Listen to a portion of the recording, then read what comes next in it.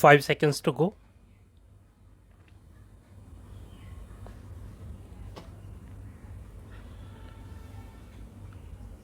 Start. I wanted the world to see that India did not lack faith in herself and that India was prepared to cooperate even with those with whom she had been fighting in the past, provided the basis of cooperation today was honorable, that it was a free basis, a basis which would lead to the good not only of ourselves but of the world also. That is to say, we would not deny the cooperations simply because in the past we had fought and thus carry on the trail or our past karma along with us. We have to wash out the past with all its evil.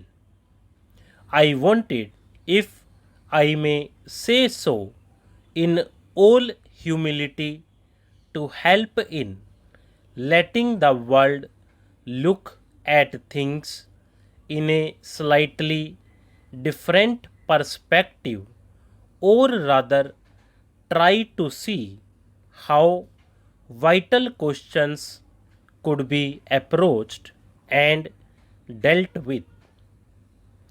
We have seen too often in the arguments that go on in the assemblies of the world this bitter approach, this cursing of each other, this desire not in the least to understand the other but deliberately to misunderstand the other and to make clever points. It may be a satisfying performance for some of us on occasions to make clever points and be applauded by our people or by some other people. But in the state of the world today, it is a poor thing for any responsible person to do when we live on the verge of catastrophic wars, when national passions are roused, and when even a casually spoken word might make all the difference. Some people have thought that by our joining or continuing to remain in the Commonwealth of Nations, we are drifting away from our neighbor in Asia, or that it has become more difficult for us to cooperate with other great countries in the world. But I think it is easier for us to develop closer relations with other countries while we are in the Commonwealth than it might have been otherwise. This is rather a peculiar thing to say. I have given a great deal of thought to this matter. The Commonwealth does not come in the way of our cooperation and friendship with other countries. Ultimately, we shall have to decide, and ultimately, the decision will depend on our own strength. If we dissociate ourselves completely from the Commonwealth, then for the moment we are completely isolated. I think you will find that during this period of 2 years or less, India has gone up in the scale of nations, in its influence, and in its prestige. It is a little difficult for me to tell you exactly what India has done or has not done. It would be absurd for anyone to expect that India can become the crusader for all causes in the world and bring forth results.